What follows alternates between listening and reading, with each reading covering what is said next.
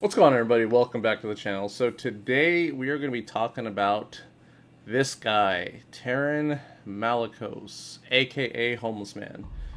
So, obviously, I'm a little bit poor at the moment in terms of materials. I don't have Zetas, Omis, Kairos, whatever. It is what it is. Anyways, I wanted to talk about this guy because one, it's this is gonna be the first week of GEC that we're gonna see him, and this upcoming Territory Wars after TB ends is also gonna be our first Territory Wars with him. So, he is entering the meta, so to speak. But I want to talk about where he's going to go, and there's a couple of ideas I had, and one of them kind of scares me for GAC. Not so much for Territory Wars, mainly GAC because obviously this guy's got GAC Omis.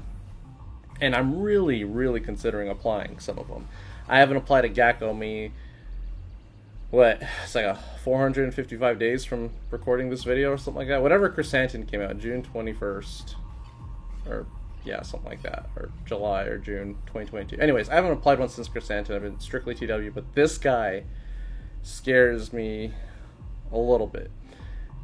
And if you're thinking he's gonna go with Seer, if you're worried about Seer, I don't think it's gonna be the problem. The problem's gonna be Ray. I think Ray's gonna be a huge problem for a lot of people.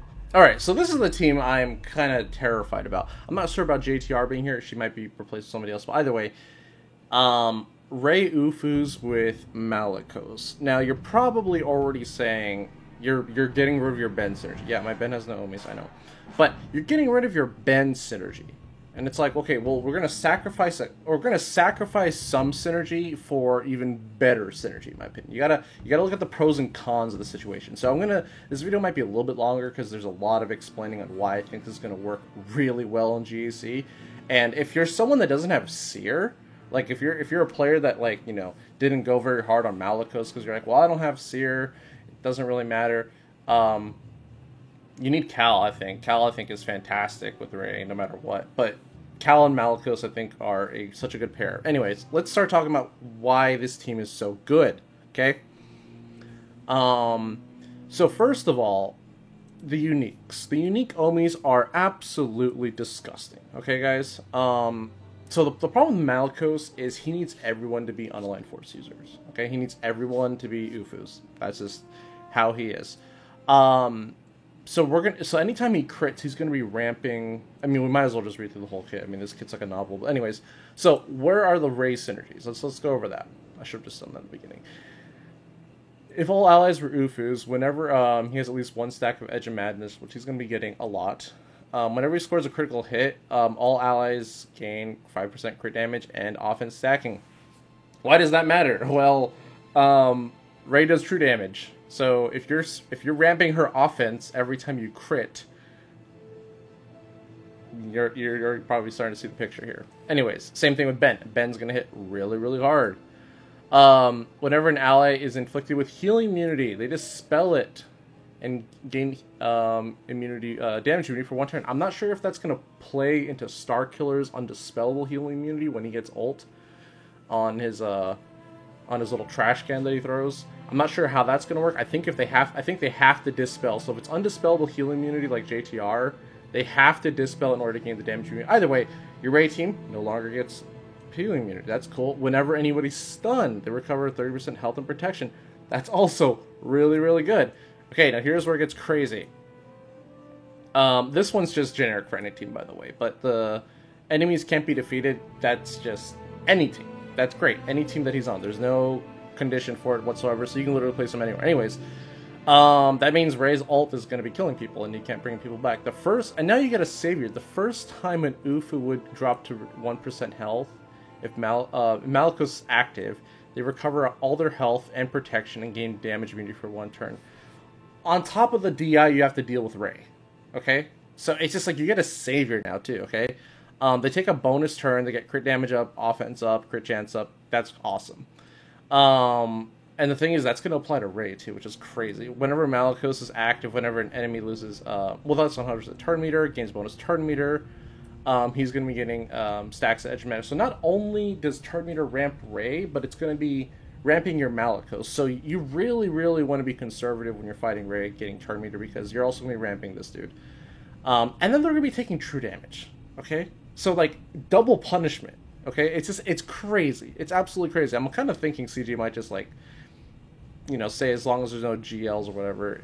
Anyways, damage can't defeat enemies. Alright, that's just the first unique. Now let's go over the second one. This is the one I think is going to block Starkiller and give JML a run for his money. Malikos attacks can't be evaded. That's great. Enemies defeated by him can't be revived. Okay, that's just a little repetitive, but it's fine. He has 75% counter chance, 100% health steal. The counter chance is great because it's going to be eating the clock against Ray. Okay, it's going to be really, really good there. Gains offense for gains 25% offense for Ufus. Yada yada. If the ally is an Ufu, Malikos ignores taunt. Ray's an Ufu. Whenever debuffed, he gains 50% health steal. That's great. The only thing that sucks is he's not going to get damage immunity.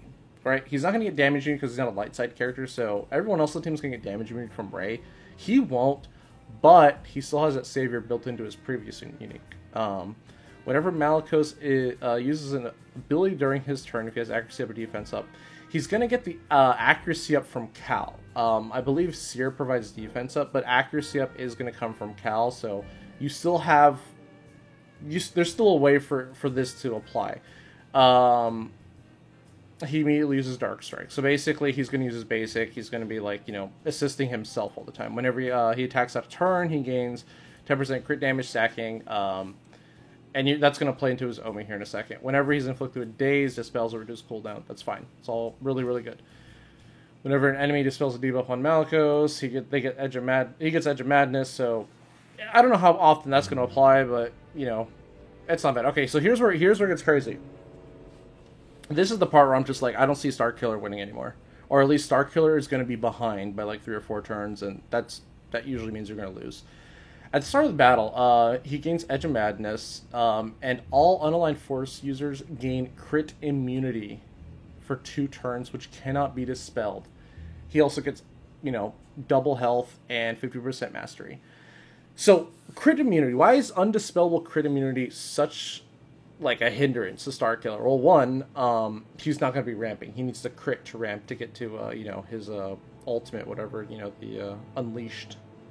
The second thing is, you're not going to be able to get Inspire off of Ray, like, immediately like you're supposed to, because you need to get Inspire off of her. If you don't, like, you're going to lose. Like, so, having crit immunity for 2 turns also might actually stop SLKR. Like obviously the 2 turns will fall off, but I mean, you not being able to crit for their first 2 turns might be enough where you lose. If SLKR doesn't land crits, you're in a lot of trouble. Whenever he uses his ability to his turn, he immediately uses Dark Strikes. That's insane. Also, whenever he attacks out of turn, he gains protection up, so he is going to be thick. And then whenever another unaligned force user ally uses a special ability, he's going to be assisting. So Ray, turn 1, he's going to be assisting because she's going to put Lifeblood on somebody. But yeah, no, it's just kind of crazy to think about like what he's going to do. And then there's I think this is the one. This other Omi actually works towards Ray as well. So we'll read the whole ability just so you guys get the full picture. But deal physical damage, inflict vulnerable all enemies, stun the target for 1 turn. If the target had defense down, the stun can be resisted. If the target's the enemy leader, increase their cooldowns by 1. Okay, here's the cool part. Deal additional true damage to all enemies and inflict buff immunity, heal immunity on target enemy for 2 turns, which can be resisted. Now here's the really, really cool part here. If the ally leader is an Ufu, he gains 20% crit damage stacking and offense stacking until the end of the battle. Also, real quick, his first special also has some really good synergy with Ray. So because he's going to be gaining stacks of Edge of Madness. Stacks of Edge of Madness. I wish they would have called it something simpler. Anyways,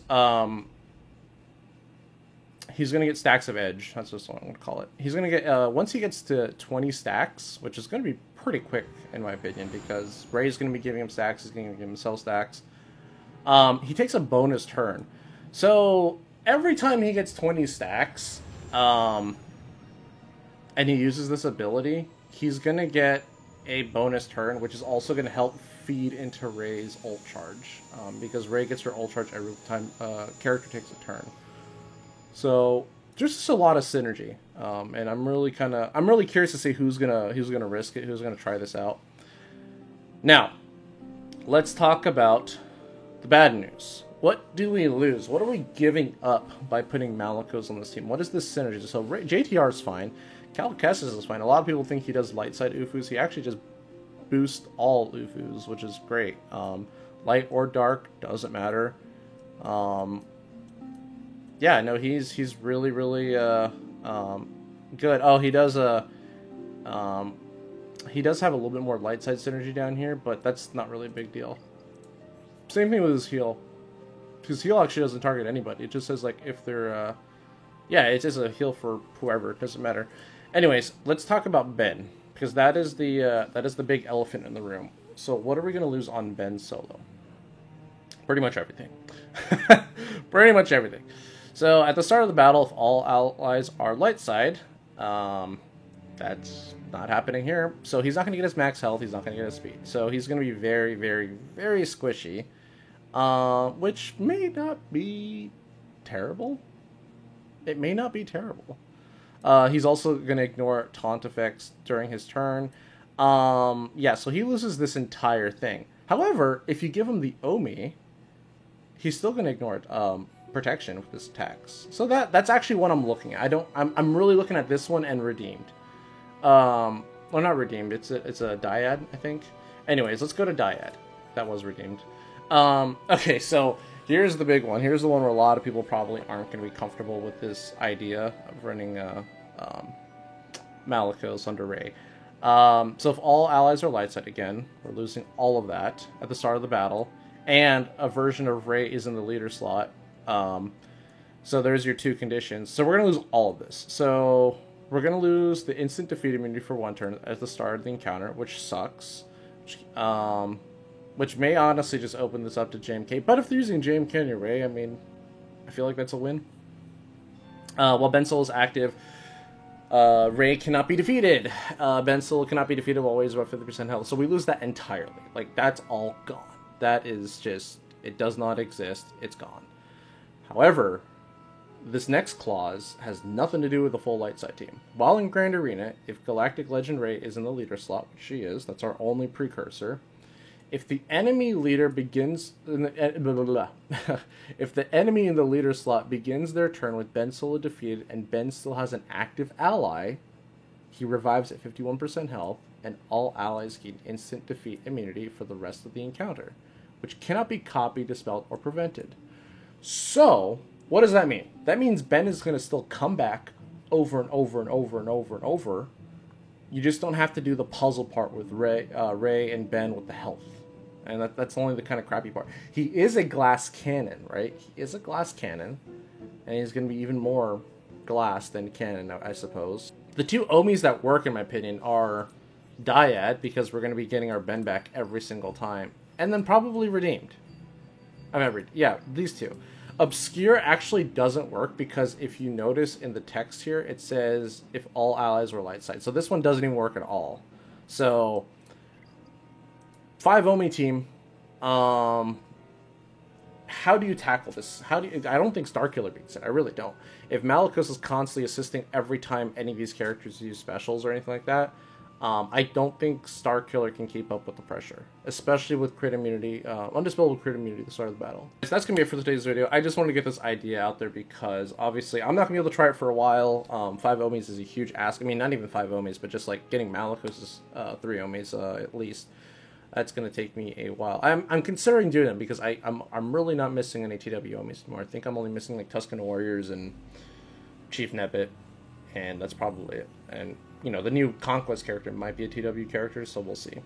But I think this is a cool idea. I think this, especially for people that don't have Seer or don't have a full, like, UFU squad that's, like, solid, because I really think people are going to place this on defense. Not this team, but I think they're going to place the Seer Cal Malicos on defense, and it's going to get overkilled. I really think that it's going to get overkilled, unless the next set of Datacrons changes stuff. I mean, this is what I would try. If I had this, I would set this and see how it fares, because I don't think you're going to see a lot of people doing this, for one. and two, like I said, it just blocks your typical Star Killer counter. Maybe not JML, he does have a Datacron at the moment, but it's going to give him a run for his money for sure, because there's just a lot of things going against teams that gain turn meter, they can't crit. You're gonna have a built-in savior mechanic on top of Ray's damage immunity mechanic. You can't stun the team. You can't put healing immunity. You can't daze them. So it just looks like it's gonna be a pain.